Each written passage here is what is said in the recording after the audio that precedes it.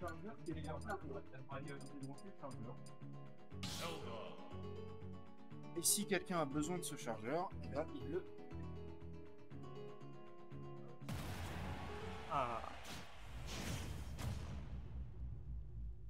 On a donc la fameuse piste de courbe. Tout à fait. Link contre Zelda sur SBF, hashtag FreeRayman. Et on part sur un Bronix contre Prime Omega. Bronix est censé gagner. D'après le sitting, je rappelle que Bronix... Bronix est devenu très très bon encore. Bronix est devenu... Il était déjà bon. Ouais, Bronix, et moi je le passe plus Bronix. Et c'est ouais.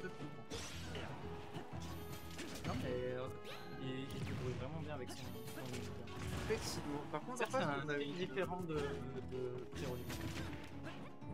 Oui. Oui, effectivement. En face, du coup, on a une Zelda. C'est ouf parce que normalement, on n'a pas l'habitude d'avoir des Zelda à Strasbourg. Ouais. Et là, en une semaine, on en a plus trois. Effectivement, ouais. Il y avait, il y a Wonder qui est venu la semaine dernière, il y a Stegosaur qui est venu à la Rutilus, et là, on a fait un Omega.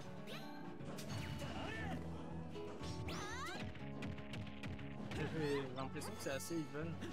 Je connais pas assez Zelda, je sais juste que d'accord, bah on a une stock qui part à 115%. Hein. Ouais, donc qui est assez bas. Zelda, c'est vraiment léger. Et effectivement, c'est un peu le problème du perso, c'est que si t'es en désavantage et que tu te fais ride, tu peux perdre ta stock vraiment rapidement. Et là, c'est ce qui s'est passé avec ce Smash. Ce Smash en récupération de Ledge Trap qui était plutôt bien rendu. On a une bonne brico, on a été bonne mon brico, hein. Bronix manifestement les a tapés. Ouais, justement, lui dans ce cas-là, ouais, quand je disais qu'il avait un style différent de Pyrolyme, 163%. Oui, quand même, surtout le Fort Adder. Je rappelle que le truc est plus puissant que le nid de Falcon. Ok.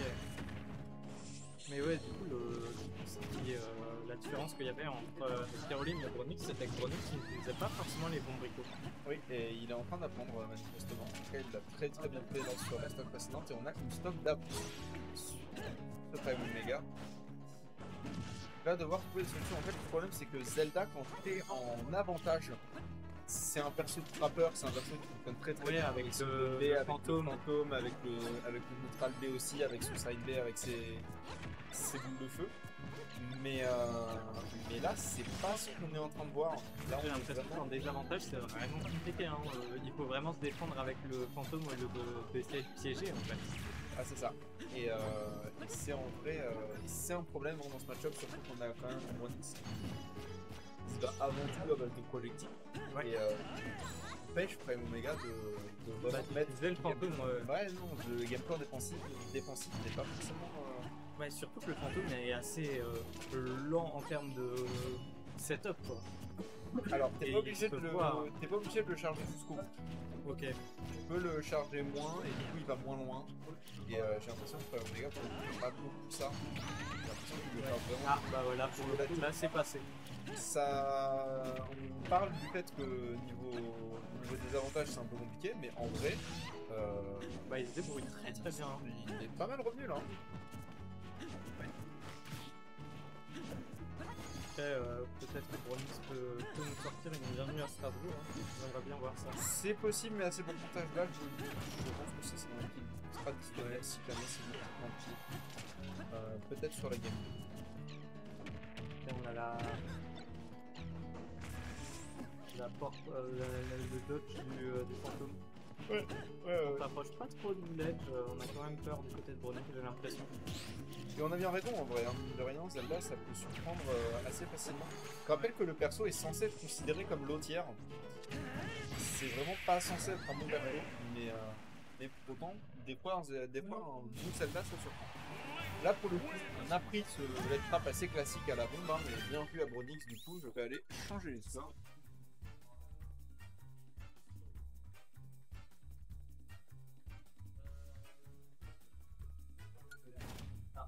La maison des deux sur le chicken.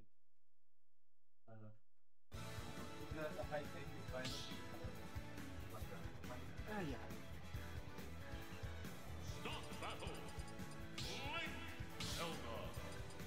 Mais même concept. Hein. Ouais, pas la même map aussi, je crois. SB, effectivement. Et on repart un match-up que tu peux constater comme étant assez lent, hein, mine de rien. C'est vraiment pas Ouais. un Les recoveries sont vraiment assez permissives. Ah, ça, Par c'est contre, dur. ça, ouais. Ah, L'air ça, c'est dodge, dur. SD. Ah.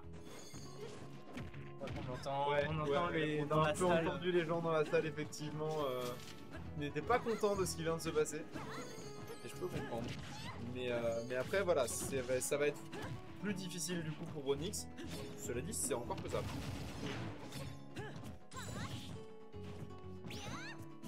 Faut pas s'attendre, on va pas trop se faire avoir par ce neutral B de Zelda du côté de Onyx. J'ai l'impression que ça fait plusieurs fois qu'il se fait avoir par la durée de la hitbox. C'est quelque chose qui dure vraiment longtemps. Et ça fait. C'est pas la première fois qu'il se retrouve. Ok. On se prend la boule de feu là. Dommage. Oh, très bonne bombe là pour le coup. Ouais, effectivement. Et Onyx qui revient doucement mais sûrement dans la game. C'est pas facile, il s'est un peu fait gratter quand même, mais. Oh, on va peut-être chercher un kill là. En fait, c'est le truc de Zelda, c'est que c'est suffisamment léger pour que tu cherches le kill à partir de 100%, et là il est à 117. Ouais, on a retenté le même edge trap que sur la. On a retenté le même edge trap que sur la dernière stock de la game 1. Et malheureusement pour lui, c'est pas passé, donc il faut qu'il fasse vraiment attention à ça. On aurait pas pu L'attaque de Link, vraiment. Il faut arrêter d'essayer d'utiliser, je pense que c'est.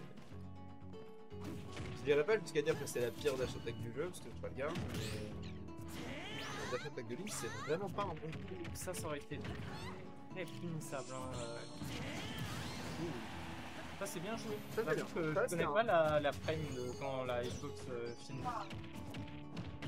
La hitbox de Zelda, tu veux dire? Ouais, bah justement il a tapé exactement genre. Ouais, non, il a très bien trouvé son coup. Après, bon, je rappelle que le B de Link, c'est quand même un excellent out of shield, hein. Surtout quand c'est bien utilisé comme ça. Et là, du coup, on a un Link à 120%. Donc, il va devoir faire attention, mais doucement mais sûrement, Onyx rattrape son erreur quand même, j'ai l'impression. Ouais. Et après, surtout qu'il a quand même des bonnes options pour revenir sur la map, même, même à 100%. Hein. Bon, bah pour le coup, ça revient pas. Ouais, non, c'est dommage, il a tapé dans le vide un peu pour rien en plus. Ouais. Le jab de Zelda, pour le coup, fait partie des meilleurs jabs du jeu. Le truc est extrêmement rapide. Ouais, c'est assez impressionnant.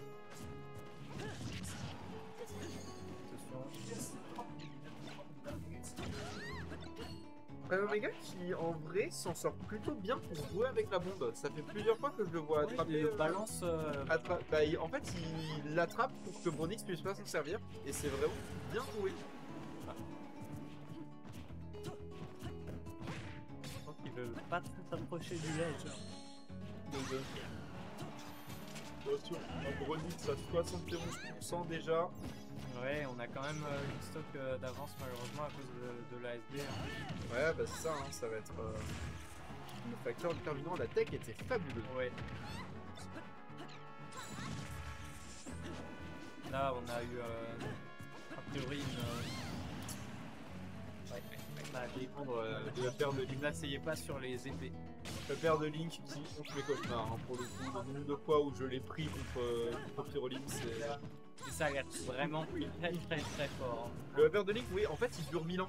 Et c'est trop chiant. Bah ouais, ça dure 1000 ans et j'ai l'impression que c'est la mort. C'est la mort. La hitbox est genre tellement petite que ça envoie beaucoup, ça donne beaucoup de dégâts.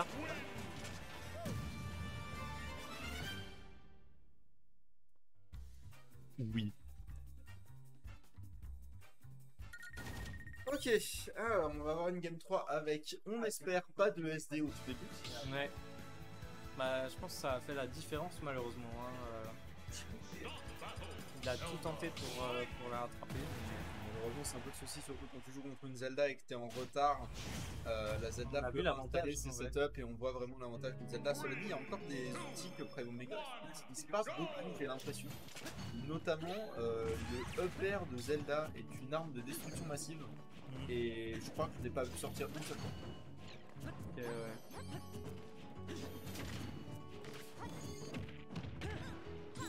Ah, très bon grab.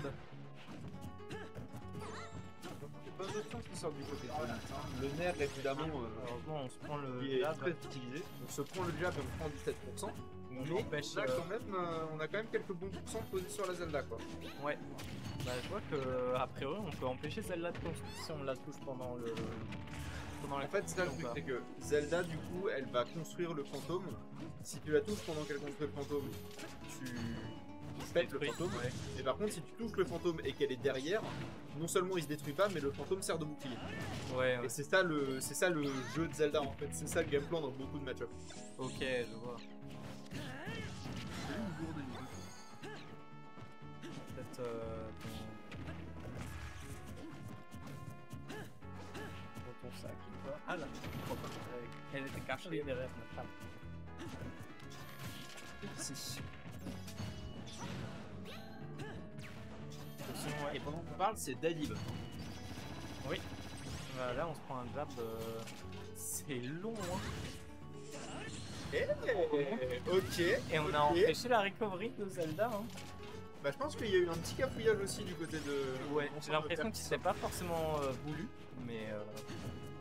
Non, mais c'était une double très belle bombrico du côté de Bonix, donc je me dois de lui admettre ça, c'est vraiment pas mal. Hein. Ça me rend compte d'un truc, c'est qu'en fait, vu que le fantôme il est derrière Zelda, elle prend pas le retour du boomerang avec le fantôme chargé. Et ça, c'est quelque chose qui peut être déterminant dans le match-up aussi. Ouais, c'est vrai que bah, ça l'amènerait vers Link en fait. Oh là, oui, non. Par contre, on va upbait directement sur le shield de Link. Évidemment, Link, quand on touche son shield, c'est un upbait immédiat. On va perdre cette sock, mais ça fait une stop entière d'avance pour Bronix. Bronix qui a l'air de comprendre des trucs sur le match-up. Ouais. Et on a tenté de donner la reco. Ouh, très bon pari ça. Hein. Ouais, effectivement, malheureusement, ça n'amènera pas à grand chose. C'est un peu dommage. Ouais. Ah, on a le fantôme qui a fait du baseball avec le boomerang. Avec le boomerang, effectivement, ouais. Mais là, pour le coup, c'est pas très grave en vrai, parce que du côté de Bronix, tout ce qu'on a à faire, c'est vraiment attendre l'erreur adverse, et c'est tout. Et même à attendre, hein, tout court, hein. Il peut attendre 4 minutes s'il veut. Hein. Malheureusement, c'est lui qui a fait une erreur. Hein. Il a sous-estimé la range du fantôme. Le nerf gagne contre le neutral B de Zelda. Il n'y a rien qui gagne normalement contre le neutral B de Zelda. Le coup est conçu pour que tu ne puisses pas gagner contre. Bah, écoute, ah oui. Ah, attention. Est-ce que ça revient? Non, ça revient pas. La bombrico qui ne sera pas chopée. Et seulement 59% d'accumulé sur cette Zelda. Donc, bon, je rappelle, c'est vraiment léger et en plus, il continue à accumuler les pourcents. Mais qu'est-ce que tu fais? Bah, heureusement, ça sera pas puni, mais pour le coup, ça c'était. Bon, voilà. Après, il a eu un bon dodge, hein. Je pense que c'était punissable, mais il fallait vraiment avoir un bon timing. Hein.